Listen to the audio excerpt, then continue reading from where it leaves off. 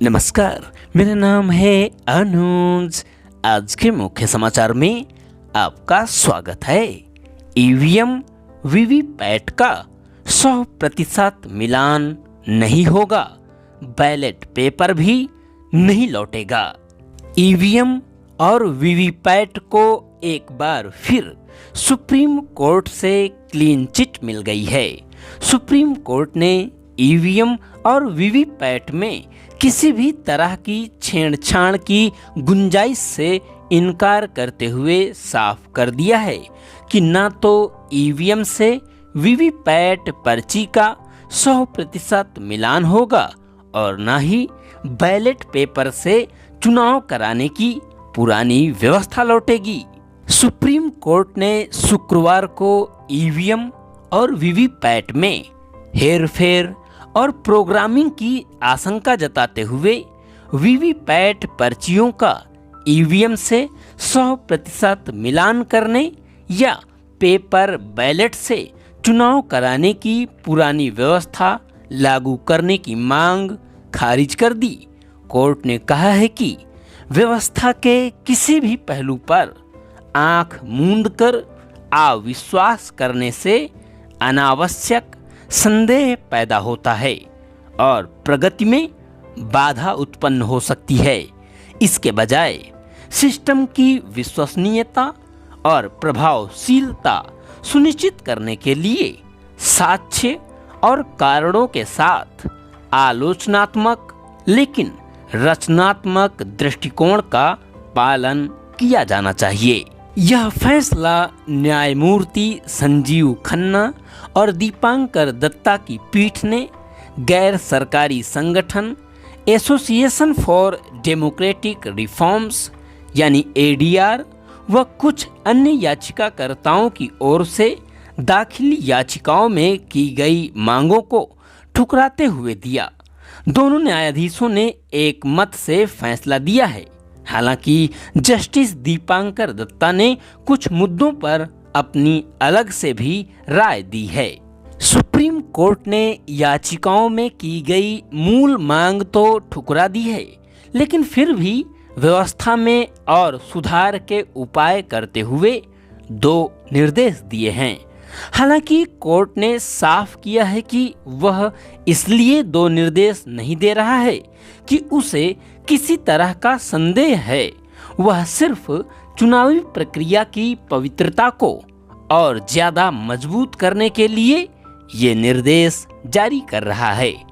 Court ने आदेश दिया है कि 1 मई 2024 या इसके बाद वीवीपैट में सिंबल लोडिंग की प्रक्रिया पूरी होने पर सिंबल लोडिंग यूनिट को सील करके एक कंटेनर में सुरक्षित रख दिया जाएगा। सील की गई सिंबल लोडिंग यूनिट के कंटेनरों को चुनाव का नतीजा घोषित होने के बाद 45 दिन तक ईवीएम के साथ स्ट्रांग रूम में सुरक्षित रखा जाएगा।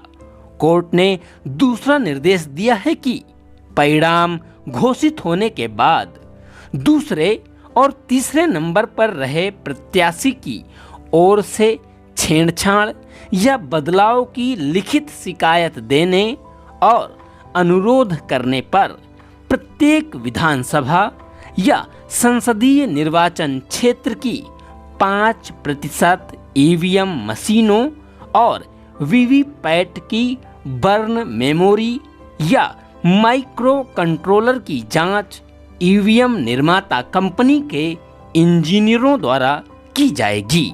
यह अनुरोध नतीजा घोषित होने के 7 दिन के भीतर किया जाएगा। सत्यापन की प्रक्रिया पूरी होने के बाद जिला निर्वाचन अधिकारी इंजीनियरों की टीम से परामर्श करके बर्न मेमोरी या माइक्रो कंट्रोलर की सत्यता प्रमाणित करेगा। इस प्रक्रिया का खर्च जांच का अनुरोध करने वाला उम्मीदवार उठाएगा। कोर्ट ने कहा, किसी व्यवस्था पर आंख मूंद कर अविश्वास करने से अनावश्यक संदेह पैदा होता है और प्रगति में बाधा उत्पन्न होती है। शीर्ष अदालत ने निर्वाचन आयोग को चुनाव के बाद सिंबल यूनिट 45 दिन तक सुरक्षित रखने का दिया निर्देश। परिणाम आने के 7 दिन के अंदर उम्मीदवार दोबारा जांच की मांग कर सकता है, लेकिन आपत्ति करने वाले को उठाना होगा सारा खर्च। आखिर यह वीवीपैट है क्या? आइए जानते हैं वीवीपैट के बारे में। वोट किसको गया है, यही बताती है वीवीपैट मशीन।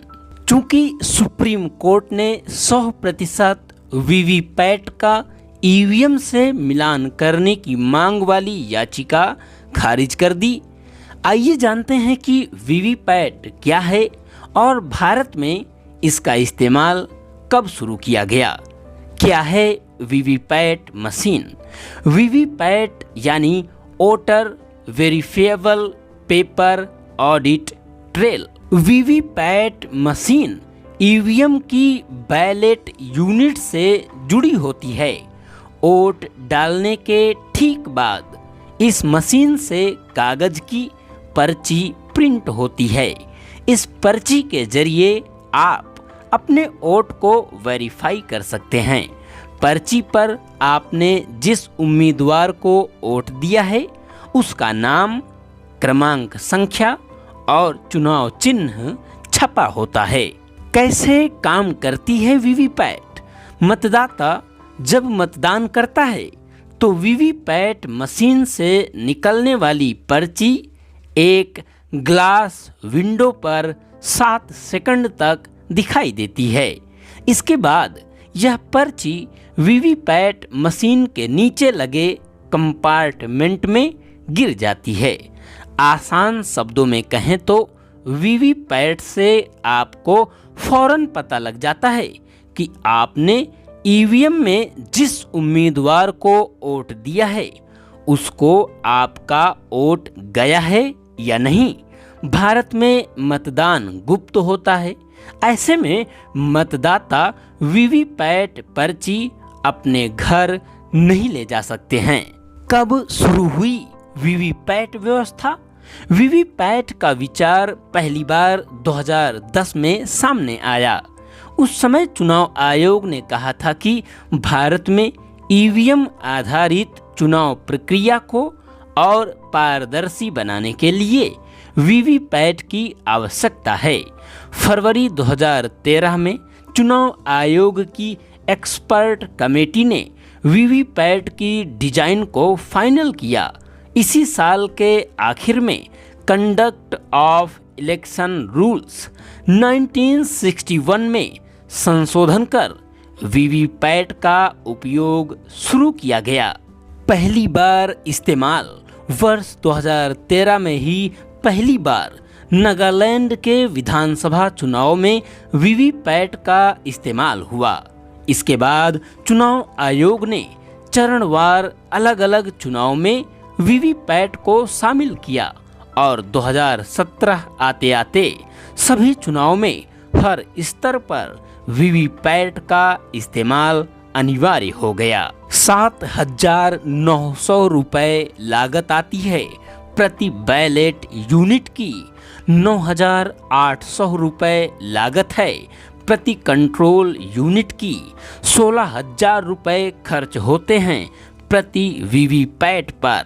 वीवीपैट का मिलान 2019 के बाद से प्रति विधानसभा क्षेत्र, लोकसभा के मामले में सेगमेंट 5 रैंडम तौर पर चुने गए पोलिंग स्टेशन की वीवीपैट पर्ची का मिलान ईवीएम से किया जा रहा है। इसी के साथ आज के समाचार समाप्त हुए। बहुत बहुत धन्यवाद।